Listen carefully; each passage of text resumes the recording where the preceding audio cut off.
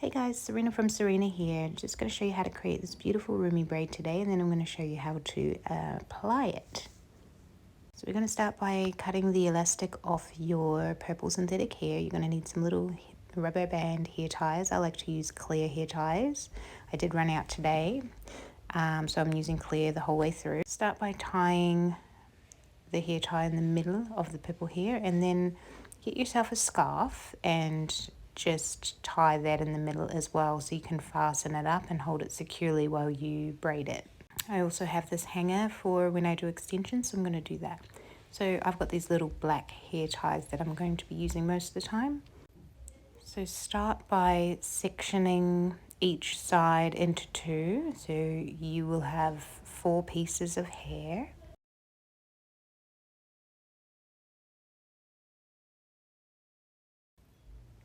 And then you're going to tie the two that are closest to each other in the middle together.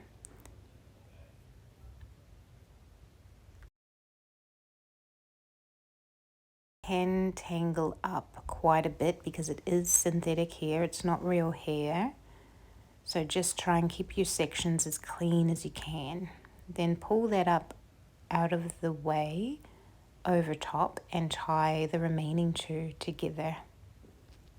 Use a sectioning clip when you're sectioning that top section out of the way. It just keeps everything a lot cleaner. Then you're going to let that top section back down over top of what you've just done underneath. Separate the hair underneath on each side.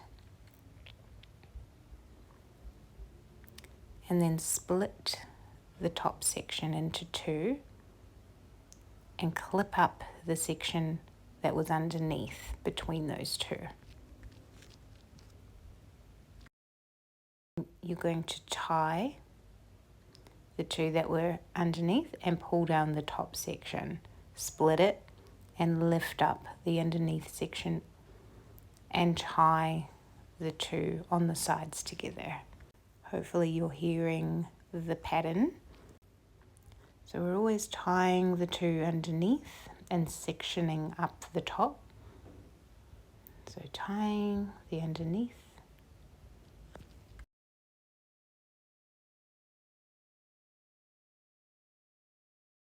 Then bringing down the top section.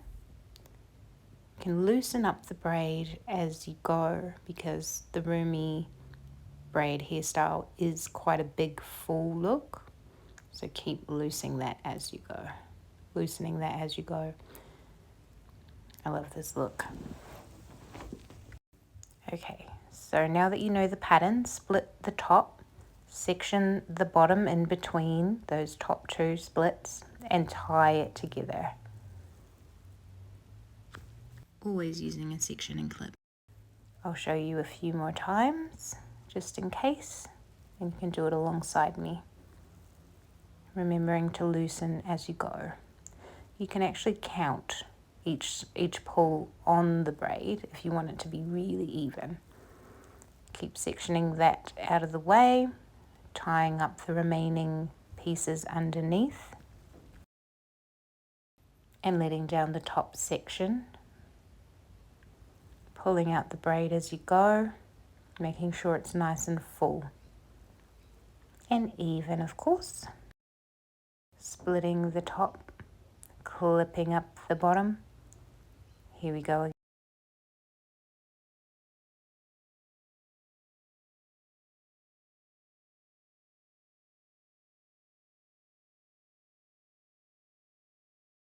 This is actually pretty fun and satisfying. I have to admit, I enjoy this so much.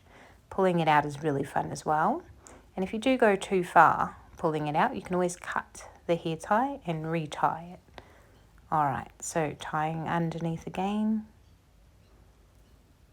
And if you're getting some tangles or some pieces coming out, just try and keep smoothing the hair down with your hands as you're tying it. It helps keep everything in place, but you will get a little bit of hair strays here and there. You can just go back and trim them with your scissors if you like.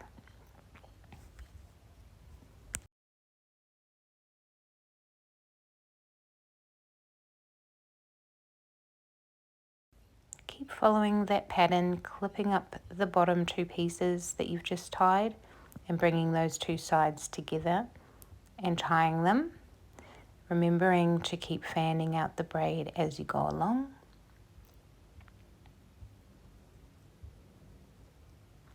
And as you get towards the bottom of the braid and you can't repeat the pattern anymore, you just simply bring everything together to the point and put one last hair tie in at the end.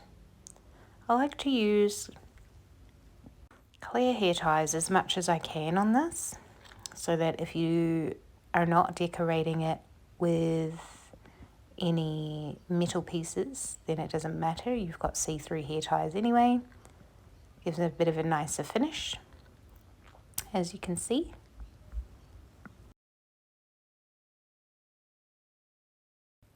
And now we're just going to go back through and pull it out a little bit more, because remembering that braid is pretty big and fanned out. And when we're applying this to the hair, we really want it to cover the braid that we attach it to on the real head. Should look something like that. Now we're going to decorate it with some metal pieces. I love this part. I've decided to use a variety of both silver and gold for this Rumi braid. And I'm just going through and covering the hair ties. So each hair tie will get either a silver piece or a gold piece over top. You can find these on Amazon or somewhere like that, maybe even eBay. And they're very soft metals and they just open up and squeeze back together. And if you are finding that they are slipping off or you can't clamp them enough, you can also use some pliers or some jewelry pliers to close them further. I seem to have closed them enough. And I didn't lose any. They're all still attached after it's been worn. So we are very happy with that.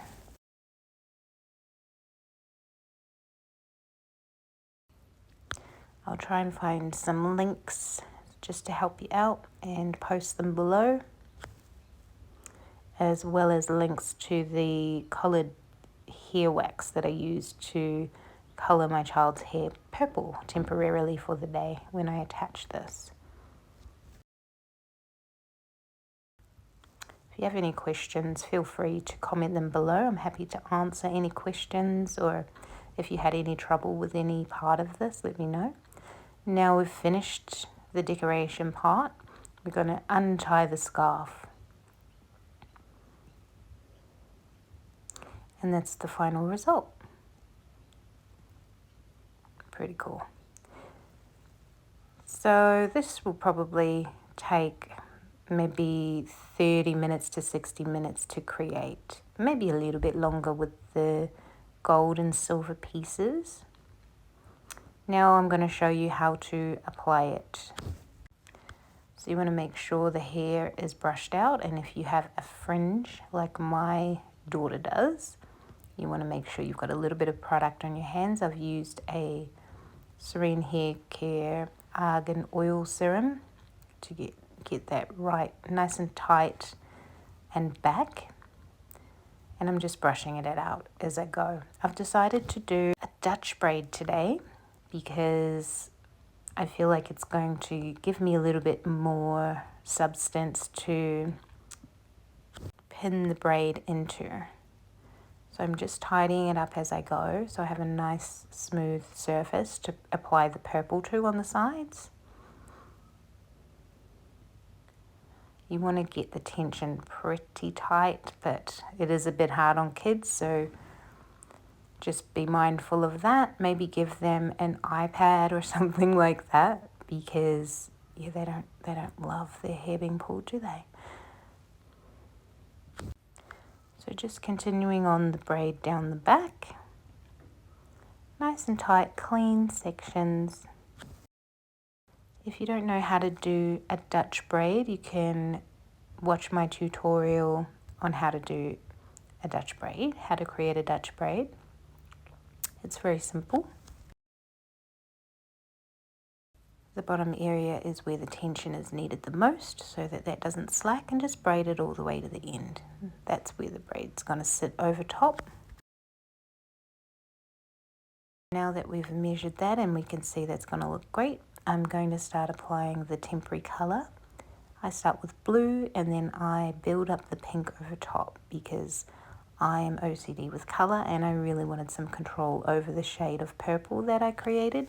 However, if you didn't want to do this, if you weren't too sure about colour mixation, you could always just get a straight purple and apply that. And I'm going to do the other side. This is actually Halloween that we're getting ready for, so I'm under a little bit of time pressure so we can get out and about and go trick-or-treating.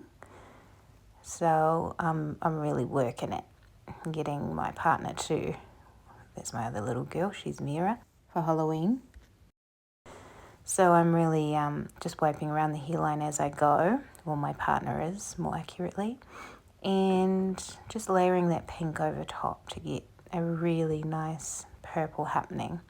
You don't have to paint the Dutch braid, and any pieces you miss we can go back and touch up. So just measure out where you want the braid to sit, and then I'm going to show you how to pin it in.